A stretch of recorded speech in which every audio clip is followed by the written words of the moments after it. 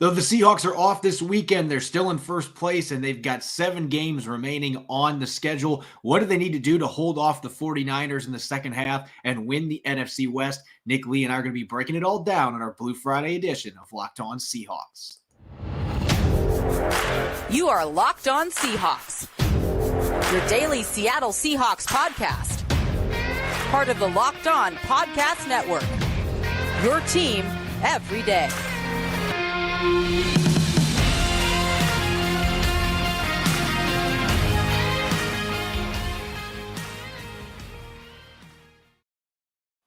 What's happening, 12? This is Corbin Smith, your lead host for Locked On Seahawks. Joining me for our Blue Friday episode, my co-host Nick Lee. Thanks to all the 12s out there, as always, for making Locked On Seahawks your first listen 5 days a week, even on a bye week. We greatly appreciate it. We've got a jam-packed Blue Friday episode coming up for you. Even though the Seahawks are not playing this weekend, they're on their bye. They've got 7 games remaining. They're currently in first place in the NFC West. We're going to be breaking down what they need to improve upon in the final 7 games to hold off the 49ers and win the division, get a home game to open the postseason. And we're also going to play a little bit of this or that, a game here on Blue Friday as well. Really excited about that. This episode is brought to you by SimpliSafe Home Security with Fast Protect technology exclusively from SimpliSafe. 24/7 monitoring agents capture evidence to accurately verify a threat for faster police response. There's no safe like SimpliSafe. Visit simplisafe.com/LockedOnNFL to learn more. Now for your lead story here on the opening drive of our Blue Friday edition of Locked On Seahawks. The Seahawks, unfortunately, will not be suiting up this weekend. Fans won't have a game to watch. They won't be cheering on their team. I guess the good news, you don't have to worry about a second straight defeat. The team is getting healthier, but they're still in first place in the NFC West. And Nick, there's not really any news out there, but we're going to focus in this episode towards the future, these final 7 games. And to kick things off here on Blue Friday, we're going to take a look at those final 7 games. And really the best part about this, the Seahawks are basically going to be living at Lumen Field, 5 of their final 7 games at home. That's a really big deal, especially when you've already built a 6-4 record to put yourself in first place in the division. Now you've got a ton of games at home, giving you a better chance to finish off that division championship.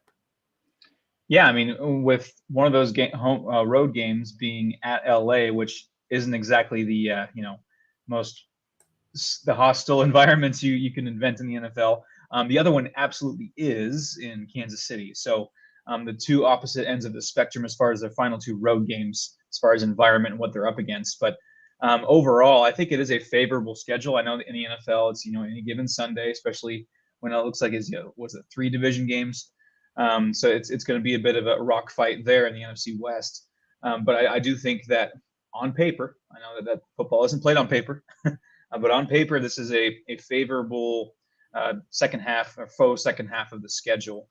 Where the Seahawks can really finish strong and if not win the division, at worst, make the playoffs. What we're going to do here for our first segment, let's talk predictions. We've got these 7 games left to play, and the Seahawks are trying to fend off the 49ers. Maybe the Cardinals still have a run in them too, even though they're 4-6. They are coming off a big win. The Rams, it's tough to envision them turning things around, but they're the defending champions. So you're trying to fend off those 3 other teams in the NFC West. Let's look at that schedule. In their first game coming out of the bye, they're going to be hosting the Las Vegas Raiders, who have been arguably the biggest disappointment in the NFL. Josh McDaniels, there's a lot of people out there wondering if he might be one and done in Las Vegas. It's a talented team that has had a lot of injuries, and I think that has played into it.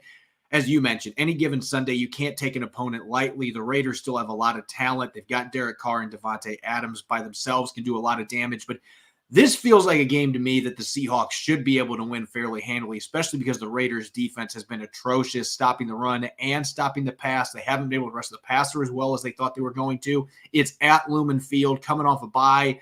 I feel pretty confident the Seahawks are going to find a way to win that game.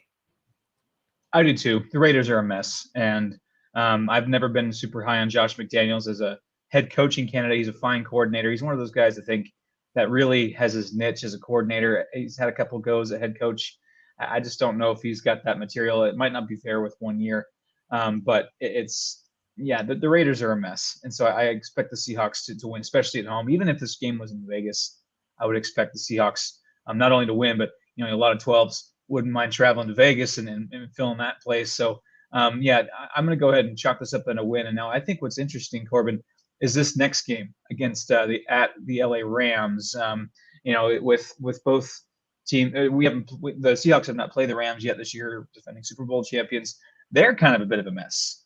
But I am a little hesitant to call this a win, and this might be where we differ, Corbin, because just any given Sunday thing, it's not always what you think on paper, especially with division opponents on the road. The Seahawks typically don't play well in LA.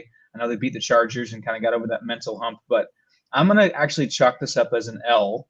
Just the attrition of divisional games, especially on the road. I worry about number 99 every time the Seahawks play the Rams, and he's still healthy. So as long as Aaron Donald's there, that's a problem. With that being said, I actually think this Seahawks team matches up better with the Rams than what they have in recent seasons, especially with Cooper Kupp not being able to play in this game. That is going to be a big deal. Now, Cooper Kupp may be back for their season finale game at Lumen Field, but he will not be playing in that game. He's now on injured reserve. He's undergoing ankle surgery. That is a huge loss for the Rams. Matthew Stafford has been banged up with an elbow injury. He's had a concussion recently. Their offensive line is an absolute disaster. They can't run the football. I just am not sold on them being able to do enough to beat the Seahawks. So I actually think Seattle goes into LA and gets that win fairly handily. I just think they match up better against that Rams team than they have in recent seasons. Now, the upcoming week, this is truly a trap game. The Carolina Panthers in week 14 coming to Lumen Field. Carolina is one of the worst teams in the NFL. Seattle should win that game. But this is one that I circled thinking that might be a one that this young team with all these rookies, that might be a game to be on upset alert. That said, I still think Seattle wins that game. I think they win their first 3 games coming out of the bye. I just think Seattle's a much better team than Carolina. Even if they start Baker Mayfield in that game, who I still think is their best quarterback, even if the numbers don't bear that out, they've got enough holes on that roster, and we've seen them go out and have really flat performances in multiple games this year. What Cincinnati did to them a few weeks ago. They've had their good games, too. They've been very up and down, but I think Seattle wins that game, and they improved to 9-4 coming out of the bye week. I feel pretty good about those first 3 games, and then there's some tough ones coming up after that. Yeah, definitely the Carolina game, I think, is very winnable. They're pretty bad all around. 30th in total team DVOA, if you keep track of that stat, one of the worst in the league. Not very explosive, especially, they traded away Christian McCaffrey. Your team will usually only get worse when you get rid of their best player. We'll take that as a win. And then here's another interesting kind of intersection.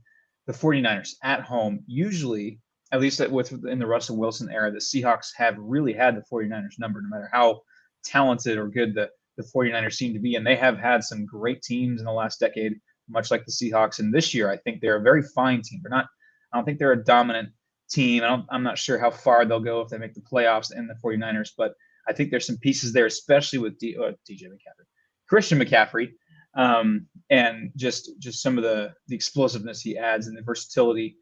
That game worries me, even if it is in Seattle, just with some of the matchups and the speed. Can they keep up in a game like that? I'm not sure they can, and this might not be a year where they match up well with the 49ers. Yeah, I don't have them matching up well in that game either. That is the first loss that I have in the second half, and I think it'll be a close game, especially because that's Seattle. I think these teams match up fairly well, but there's just something about the strengths of this 49ers team. We saw it in week 2. I expect it's going to be a lot closer than that first matchup. Seattle is a much better team than they were at that stage of the season, but I think the 49ers are just one of those teams that they just don't match up well on paper with the Seahawks from a negative standpoint. I just think San Francisco is going to be able to win that football game on Thursday Night Football at Lumen Field. So chalk that up as a loss. Seahawks get swept by the 49ers. And then we go into the final home stretch, the final 3 games, real quick, rattling through these.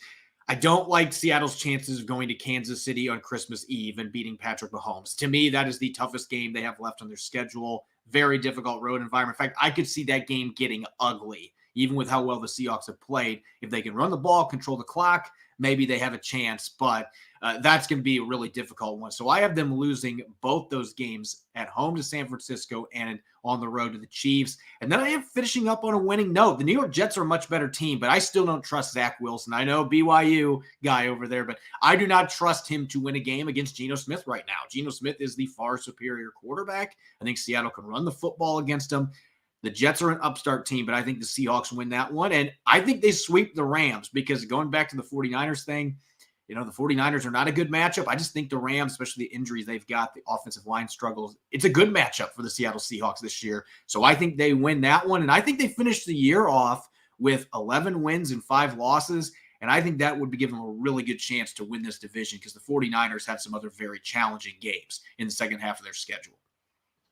Yeah, I agree 100% on the Kansas City game. That's really tough, especially maybe the Christmas Eve thing will add some electricity to that as well, in favor of KC. And then the Jets, I think that's going to be a little bit of a more battle than people think.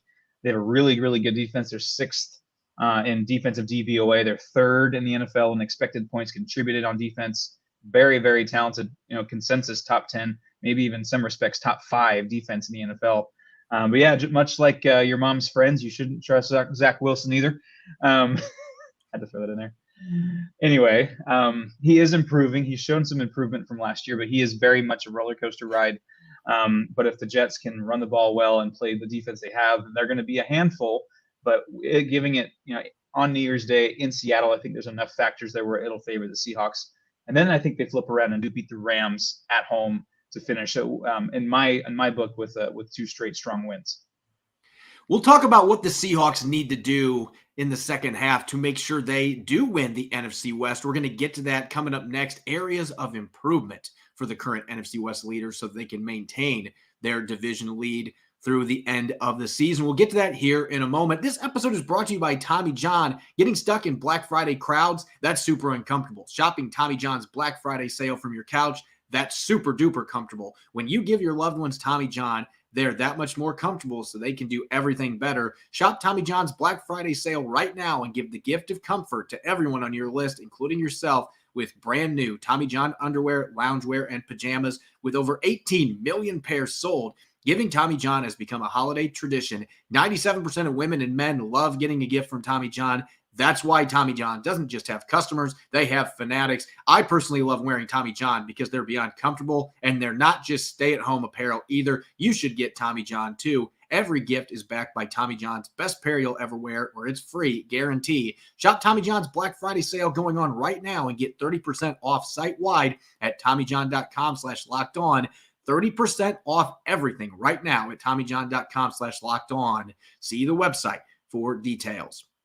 You're listening to the Blue Friday edition of Locked On Seahawks. I'm your host, Corbin Smith. Joining me for today's show, my co-host, Nick Lee. Special thanks to all the 12s out there on the bye week for making Locked On Seahawks your first listen 5 days a week. And for your second listen, make sure to check out the Locked On Sports Today podcast. From the games that matter the most to the biggest stories in sports, go beyond the scoreboard and behind the scenes with local experts and insights only Locked On can provide. Locked On Sports Today, it's available in the Odyssey app, YouTube, and wherever you get your podcasts. All right, Nick, continuing to look towards the second half of the schedule. The Seahawks off this weekend, but then the second half begins. They're currently in first place by just half a game. The 49ers would move back into first place because they hold the tiebreaker against the Seahawks if they win this weekend. And so we may have our show on Monday be talking about the second place Seahawks, but for now, they are in first place. To stay atop the division, they're going to have to get better the final 7 games. We just mentioned there's some really difficult games. So looking at areas of improvement, things the Seahawks must accomplish to fulfill their goal of winning this division by the end of the season. Nick, what's the first thing that jumps out to you that this team has to accomplish here in the next 7 games? Well, the offense has done a lot of good things. They've been explosive at times. They've controlled the line of scrimmage at times. But the one thing that I keep coming back to is the red zone conversions. Is not settling for 3, getting 6, 7 points when you have an opportunity. You saw in the Bucs game, they had 2 trips to the red zone. One was a touchdown, one was a strip sack. So that percentage can't keep going. They're 26th in the NFL in red zone percentage in a red zone conversion into touchdowns. It's less than 50%. So less than 50% of the time they're getting to the red zone, they score a touchdown. That's problematic. And especially if you have visions of winning this division, that is something that absolutely needs to improve. Because really, if you look at the playoff picture, not only are the 49ers at just a half game out, the Seahawks are actually only a full game away from not being in the playoff picture. The Washington Commanders are 5-5, just outside looking in. on that last wild card spot. And so they're only one game out. So the Seahawks have no room to be complacent. They must put the pedal down, and that includes in the red zone. Yeah, the red zone has been a big issue for the Seahawks most of this season, and they had a great game against the Cardinals in Week 9, only to come back and then have that huge fumble that Geno Smith lost, and that was really a crucial turnover in that football game in Munich, and so they've been very up and down. They have got to be much more consistent. If they could get that up to 55, 60% by the end of the season, that might be pushing it. 55% would be probably a really good target point with 7 games left to go. If they can do that, then they've got a chance to be able to win this division. I know that the run game, and we talked about this earlier this week, coming out of Sunday's game where they could not run the ball at all against the Tampa Bay Buccaneers. Ken Walker III has been sensational for the most part. And not all of this is on him. He's a dynamic talent, but you still got to have blocking out in front. And I think that's the big issue for me here. When I look at the Seahawks, for them to win this division, they've got to have improved consistency from their run game. They were held under 40 rushing yards last week. The week before, Walker was under 40 before halftime. They got things going in the second half against the Cardinals. Had a really rough game against the Giants the week before that. Nick, they're 22nd in run block win rate for ESPN. They're 16th in run blocking grade for Pro Football Focus, which ironically is higher than it really has been in a number of years. But still, their offensive line has really struggled in the run game. And from my observations, I feel like they probably have been a little bit lower than what I would put them on PFF. I think 22 seems about right, that 22 to 24 range. They have not been one of the better run blocking teams as a unit. I think their pass protection has been fantastic most of the year, but I'm looking at the interior offensive line specifically. I think the rookie tackles have actually done fairly well considering expectations as run blockers, but aside from Damian Lewis, and Phil Haynes has been solid, but Gabe Jackson's got to play better when he's in the game. And Austin Blythe, that's been the one big issue for him at under 300 pounds, is being able to set the line of scrimmage as a run blocker. He's not expected to be a guy that's going to bulldoze people, but he's struggled in the zone blocking game too. That's been the one hindrance in his game. I think he's been solid in pass pro. His communication has been a huge upgrade for this offensive line, but I'm looking at that interior line specifically. The tackles are going to keep getting better, but the interior O-line has to be more consistent to open up holes for the running backs. If they can do that, I like this team's chances of being able to continue scoring a lot of points, and I think that would pay dividends in the red zone as well. What jumps out to you next looking at these final 7 games? The one thing on defense, the one thing can really fix a lot of problems, and that's tackling and cleaning up the tackles, and that'll turn 8, 9, 10-yard gains into 2 or 3-yard gains or losses. And that really makes a huge difference. And you're trying to get these offenses off schedule. You're trying to put the pressure on them. And I think I was listening to the KJ Wright show on 710 where he was talking about earning the right to rush the passer. And you do that by getting teams off schedule. So they have to throw on 3rd and 11, 3rd and 8. And that's wrapping up guys on 1st and 2nd down, wrapping them up when you have a chance. The Seahawks have the 8th most missed tackles in the NFL, and they are the worst at that in the NFC West. So that is something that absolutely needs to be cleaned up. And really, if they become average in that category, that'll all of a sudden cover up, I think, a lot of deficiencies you see on the defense, at least on the stat sheet.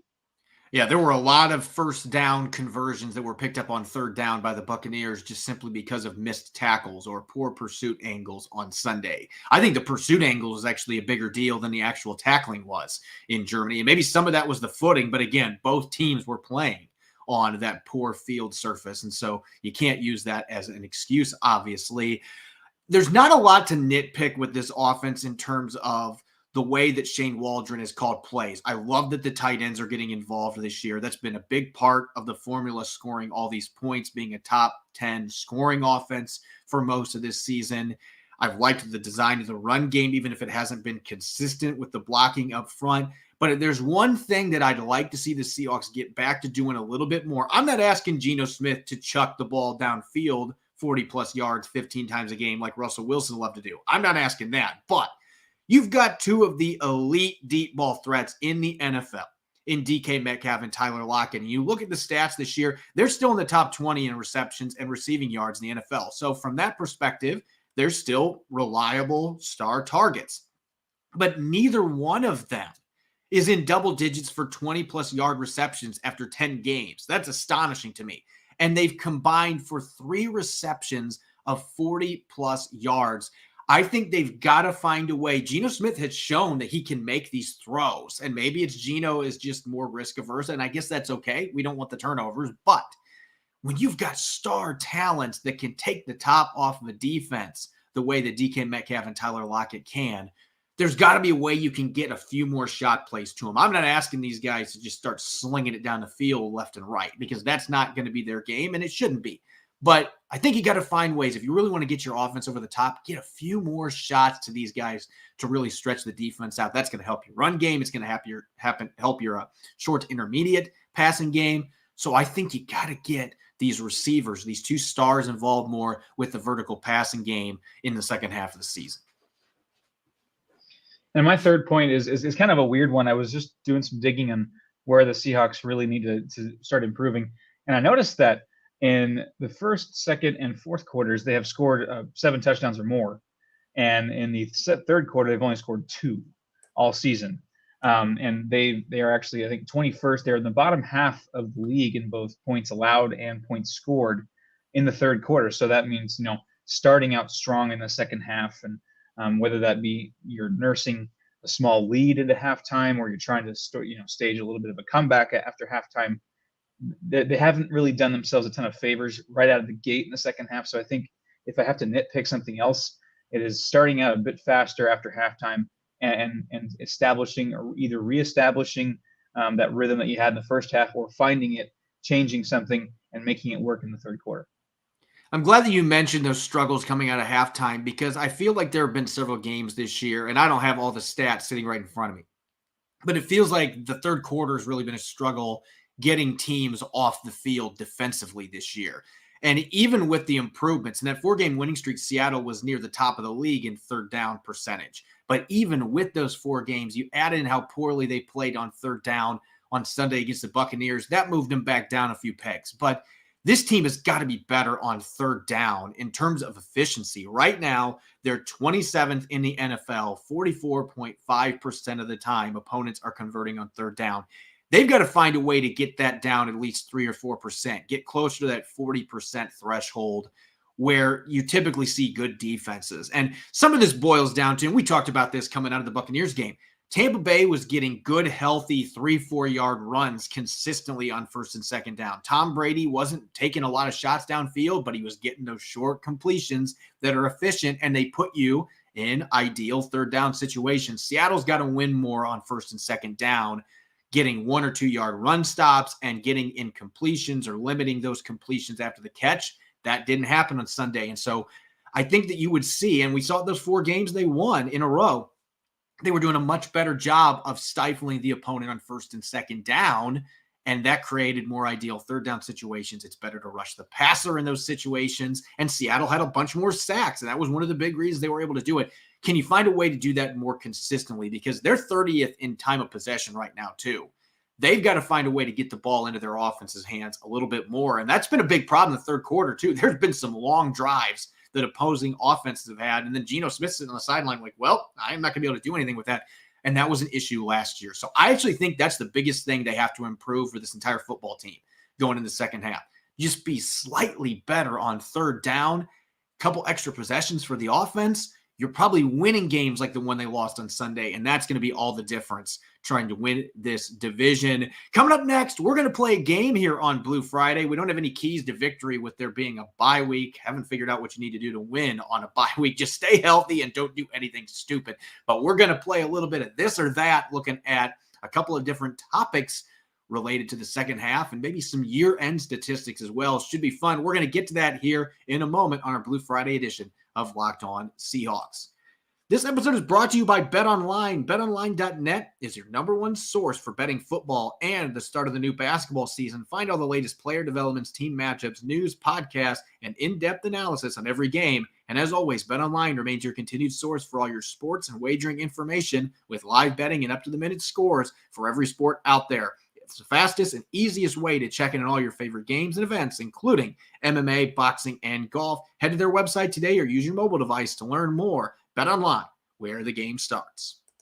You're listening to the Blue Friday edition of Locked On Seahawks. I'm Corbin Smith. Joining me today, my co-host, Nick Lee. Thanks to all the 12s out there, as always, for making Locked On Seahawks your first listen 5 days a week. That includes during the bye week. We greatly appreciate it. And for your second listen, don't forget to check out the Locked On Sports Today podcast. They've got the biggest stories of the day, instant reactions, big game recaps, and the take of the day. It's available on the Odyssey app, YouTube, and wherever you get your podcast. I feel like it's been a long time since we've played a game on Blue Friday. I know you and I were really excited about this. Bye week gives us a little extra time to be able to fit stuff like this into our schedule. So without further ado, let's play a little bit of this or that. What I'm going to do is I'm going to have two different players. We're going to have a statement on the two players, and we're going to decide which one is more likely to happen over these final 7 games of the season. So, Nick, let's get to our first one here, and it's Geno Smith and Tyler Lockett. On one hand, Geno Smith sets a new NFL completion rate record, beats Drew Brees' previous mark, or Tyler Lockett moves into second place for 100-yard games in Seahawks franchise history. Just as a heads up, Nick, Tyler Lockett needs 3 of those to move into second place by himself in the final 7 games. Geno Smith, he's got to get to close to 75%. I believe Drew Brees was at 74.8% in 2018. He's just a hair below 73% right now. Yeah, this was honestly one of the easier ones for me. Tyler Lockett getting 3 300-yard games, or 3 100-yard games, is very attainable for him. He's one of the more talented and reliable receivers in the NFL. And for Geno Smith, he's already kind of behind pace a little bit there. And the record I had was 74.4. I might have missed that. May be correct. Yeah, I think there was a year that he had 73.8. That's probably where. Yeah. So yeah, I have the record of 74.4 for Drew Brees, and Geno Smith is at 72.8, I believe, right now. So he does lead the NFL, which give him credit for that. But asking him to average 75% per game. He's done that, 4 times this year where he's exceeded 75%. So he's been very efficient. But asking him to do that down the stretch, we've already seen just a touch of regression with that as well. So I think that's going to be a tall task. So I'm going to go. And it's funny because one might help the other if you just keep feeding Tyler Lockett, Yeah. But I'm going to go. It's more likely that Tyler Lockett gets 3 100-yard games. I'm actually going to go the other direction, surprisingly, because this has been – I talked about it a little bit ago. The chunk plays have not been there for Tyler Lockett and DK Metcalf, and because of that, there's been a lot of games where they've been in the 50, 60, 70-yard range, but not a lot of 100-yard performances. Some of that just has to do with the way that Geno Smith plays quarterback. He likes the short to intermediate game. He'll take the shots downfield some, but that's not his bread and butter. And that lends itself to a higher completion rate. And I look at some of the opponents they've got coming up, teams like the Carolina Panthers, the Raiders at the end of the season, finishing up with the Rams, who I know they've got some really good defensive players, but they've actually had their struggles on that side of the ball at times this year. I just look at the schedule, and it favors Geno Smith to have several games where he is around that 75% mark. So I don't know that either one of these is going to happen. But if I had to hedge bets, I actually think Geno Smith right now, who has the 4th best completion percentage through 10 games in NFL history, is right there with where Drew Brees was at several times in his career. Probably the most accurate quarterback in NFL history, Drew Brees was. Geno Smith is right there at number 4. So I actually would lean towards Geno Smith. Our next one here, we're going to go to running back and receiver. This or that. Ken Walker III rushes for 1,100 yards, or DK Metcalf scores 10 touchdowns for the 3rd straight year. Well, let's do some math for this one, as I like to do a little math with my sports here. So to reach 1,100 yards, Ken Walker, he's at 587 now, I believe it is. And so he would need to average in the final 7 games about 73 yards per game to reach that mark, which is totally doable. He's already exceeded that amount 4 times this season in 9 games. So I think that's entirely possible. I mean, both of these are possible. I just think that DK Metcalf has a bit more ground to make up in that regard. He's got 4 touchdowns. He needs 6 more, which averages out so just a tick under 1 touchdown per game, which he absolutely can do. But as far as if we're playing percentages, I would hedge a bet on Ken Walker III averaging 73 yards per game versus DK Metcalf almost averaging an entire touchdown per game. Yeah, as long as Ken Walker III stays healthy, 1,100 yards is actually pretty attainable. 73 yards per game. I mean, Pete Carroll, if you told him, I was like, man, if that's all we're averaging with our star running back the next 7 games, I'm not liking our chances of winning very many football games. So I think that one has a very good chance to happen. And I think there's a decent chance Metcalf can get to 10 touchdowns. I know he only has 4 through the first 10 games of the season, but 2 of those have happened in the last 3 games. And it does seem like Geno Smith is making a little bit more of a concerted effort, not forcing it, but he's getting the football to DK Metcalf. I think some of those touchdowns are going to start happening in the second half. I don't know if it's enough to get to 10, but I think Ken Walker III is the much safer one because 73 rushing yards per game, he can do that. Just got to keep him healthy. Metcalf can get to 10 too. Both these are attainable. I just think Walker's has a much better chance of happening. Let's go to the offensive line now for our third one. This or that. Charles Cross allows 2 or less sacks in the final 7 games, or Phil Haynes logs 75+% of the snaps at right guard. We have to dive a little deep for this one. I believe I have Charles Cross at 4 sacks allowed this year per Pro Football Focus, if I'm not mistaken. So 4 sacks allowed through 10 games or so. And if you flush that out, that's about 2.5 games per 1 sack allowed. With 7 games left, that's a tick under 3 sacks allowed on that same pace. But I'm going to go ahead and say I'm going to err on the side of that he's going to continually improve. He's a rookie. He's still getting kind of his NFL sea legs in him, and he has really shown out that he belongs.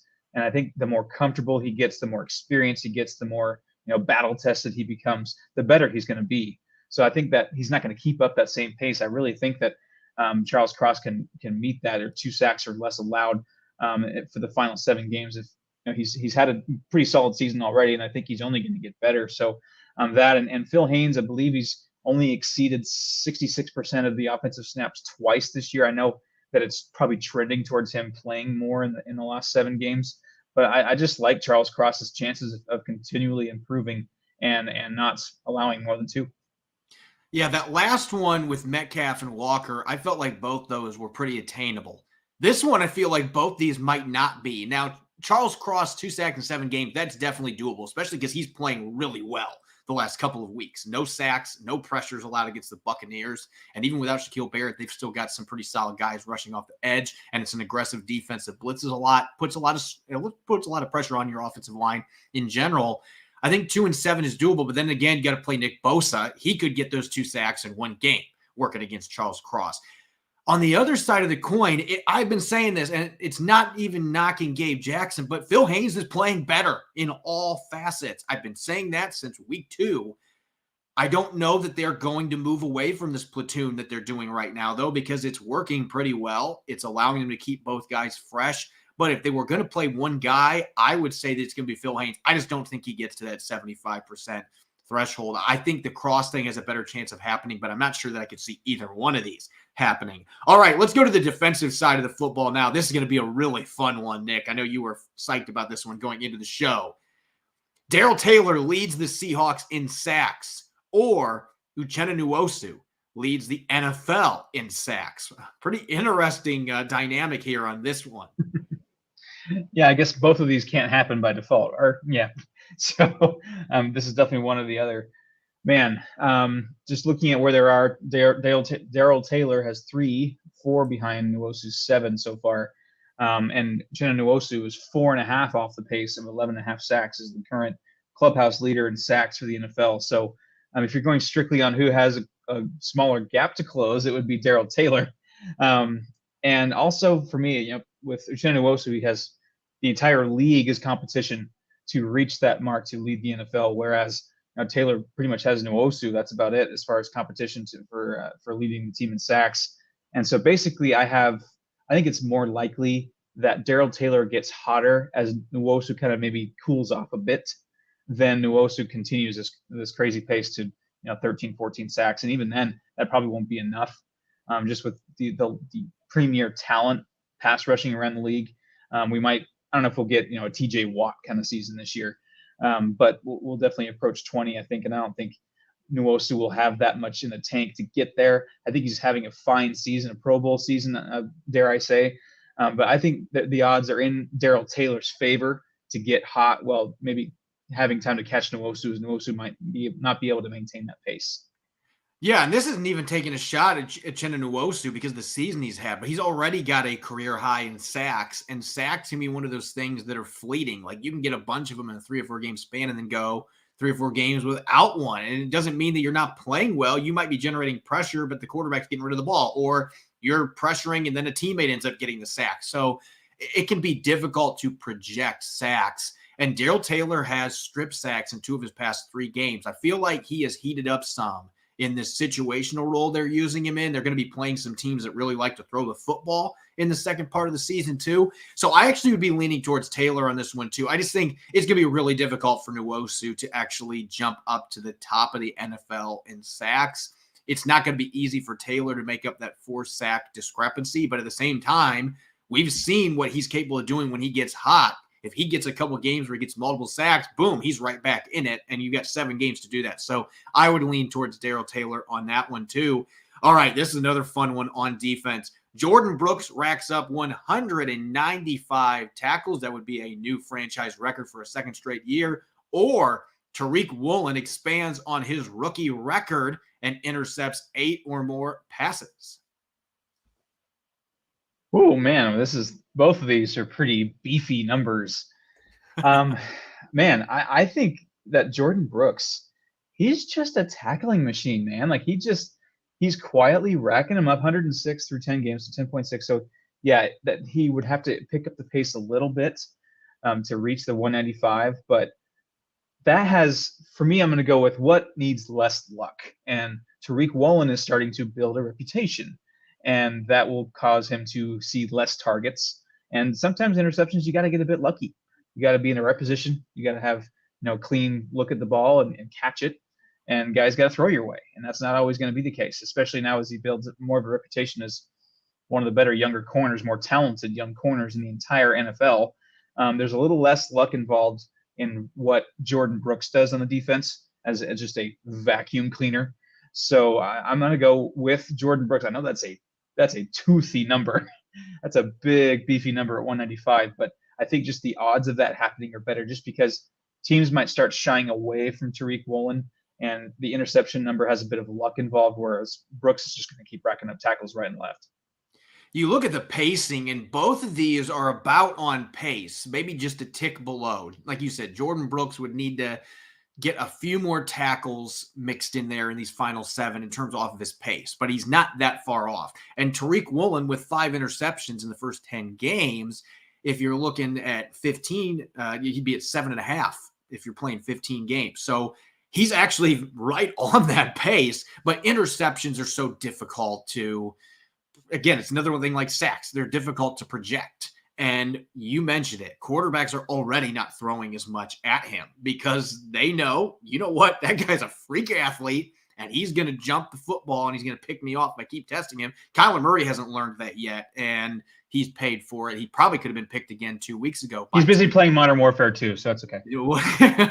But yeah, I think that both these are doable, but I think that the tackling one is probably the one that is more likely to happen. I could see Woolen getting to 8 interceptions. He could get 3 picks in the final 7 games.